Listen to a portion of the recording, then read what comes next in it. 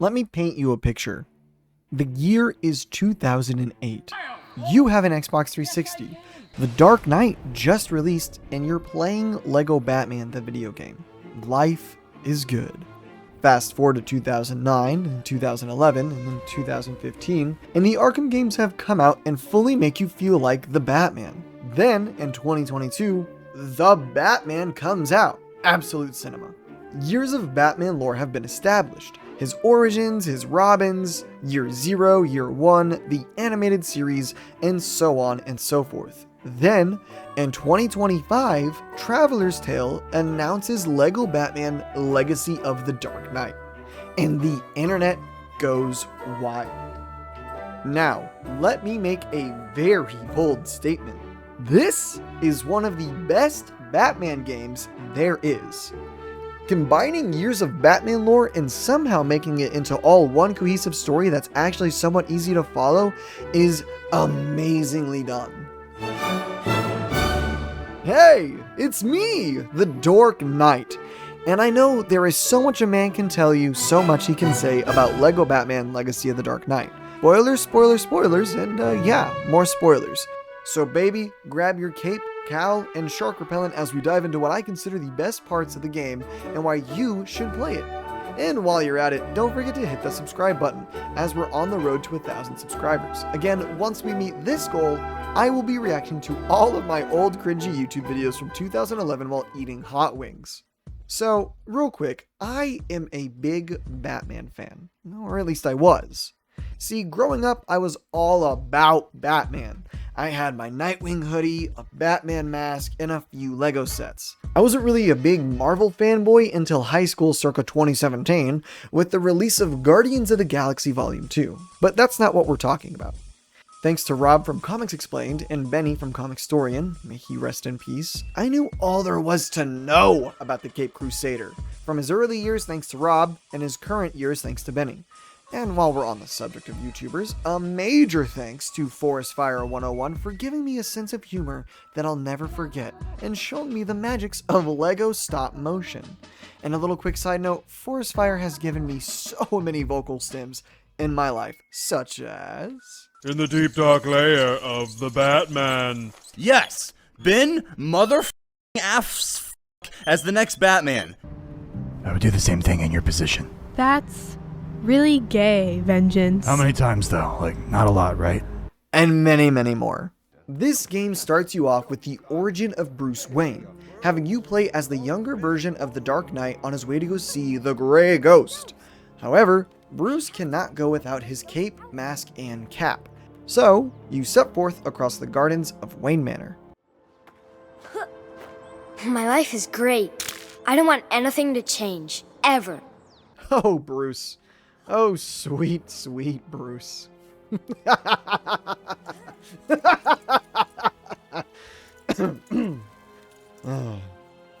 Anyhow, we excitedly make our way to the well where the bats have taken our cap.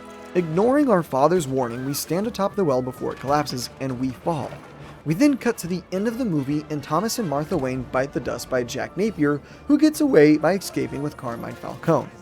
We then cut to Bruce and Jim Gordon fighting some of Falcone's goons some years later. Bruce eventually meets Ra's al Ghul, and we set off the train. This is where we start to see the blending of some of the films.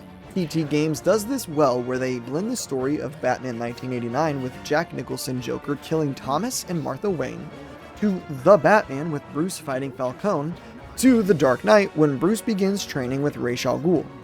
To someone who's unfamiliar with the Batman lore, this is the perfect way to get introduced to Batman and how things go for him. Oh yeah, and we meet Talia al Ghul, a sort of semi-love interest for Bruce. After training with Ra's al Ghul for a while, Bruce finds out his evil plans to destroy Gotham, and Bruce stops him with the help from Talia. We then flash forward a bit and Bruce is back in Gotham. We see him discover/build the Batcave and set off to take down Carmine Falcone. With the help of Jim Gordon, we take down Falcone and discover that Gotham has a new Prince of Crime, the Red Hood.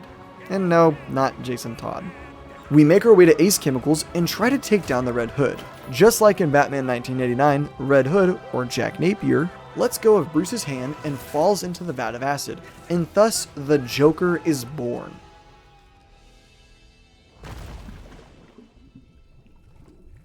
We flash forward some more, and Batman starts working with Catwoman. It's around this time the open world of Gotham City is given to the player, as well as a new store to purchase suits and decorations around the Batcave, that's owned by Batmite. Speaking of the store, if you notice in the top right, you'll see I had 700,000 studs by this time. This was because I spent a good chunk of time doing this. Hey, who's that? Ha! It's Batman! And he brought along some sort of kid sidekick. Glad you're here. By the way, I gained all of that money during the prologue of Chapter 1. Anyhow, Catwoman and Batman take out the Penguin and Joker and save Gotham yet again. The end of this chapter also answers the question a lot of people might have had. How do we go from Jack Nicholson Joker to Heath Ledger Joker? Chapter 3 subtly establishes that Selina and Bruce are now a couple who do everything together. They have a date planned for Haley Circus, and we're introduced to Dick Grayson, aka the best Robin.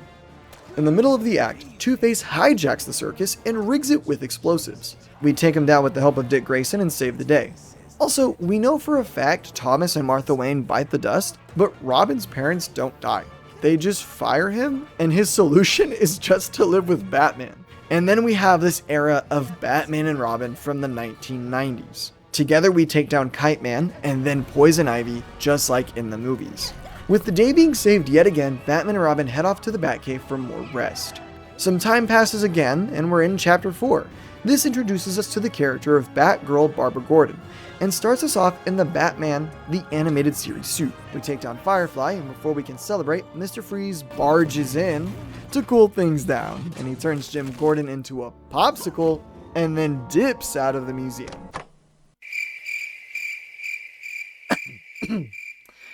Anyhow, as we go to take down Mr. Freeze, Batman gets frozen solid, and we're given the best character in the game, Nightwing. So, before we continue any further, I just wanted to let you know that I spent an absurd amount of time gathering Wayne Tech caches across the map to unlock the 2008 Nightwing costume. Aw yeah, baby, look at that suit, aw yeah! And if you're like, Wayne Tech cache, what is that? Wayne Tech caches are scattered across the map, included in missions as well, that let you upgrade any of your equipment for all of the characters you can play as. Back to the action, we beat Mr. Freeze, and Chapter 4 is complete. Chapter 5 turns up the heat a little bit though. Jack Nicholson Joker comes back and is now Heath Ledger Joker, and we start the tumbler chase from the Dark Knight.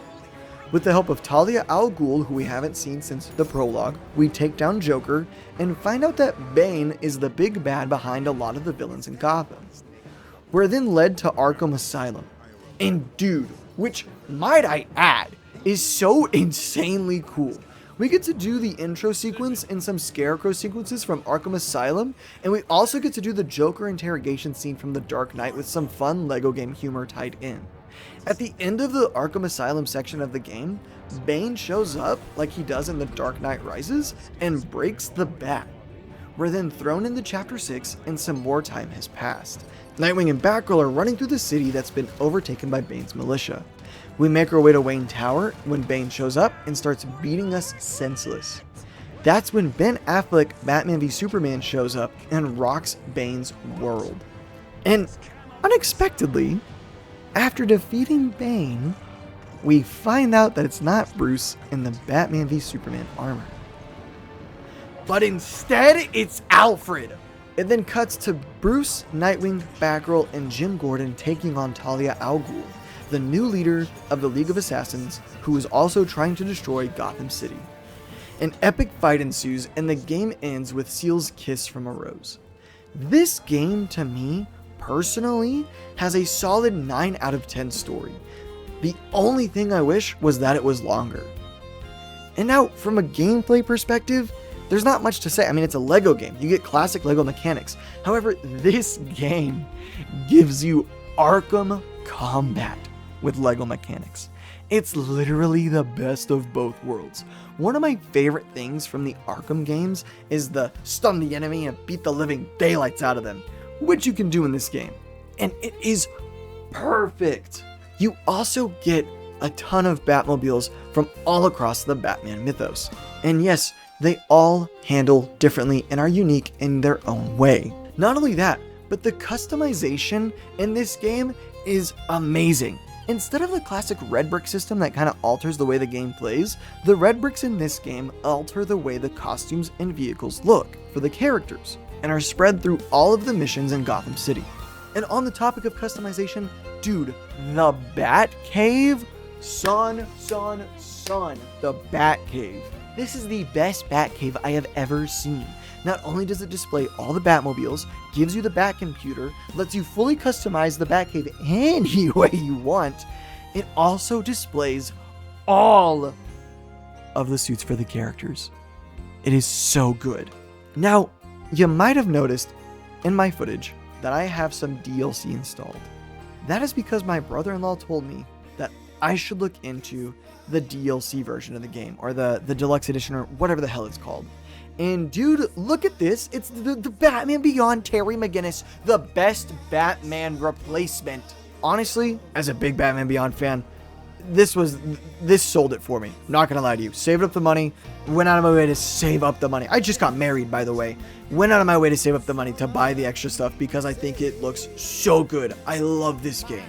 I think if you can, you should play Lego Batman Legacy of the Dark Knight. And there was so much in this game that I did not cover for this video essay, and that's okay, because I think you should experience it for yourself. And honestly, the more I get of this game, the stranger it feels. Like my eyes become large and the light that the bat signal shines can be seen.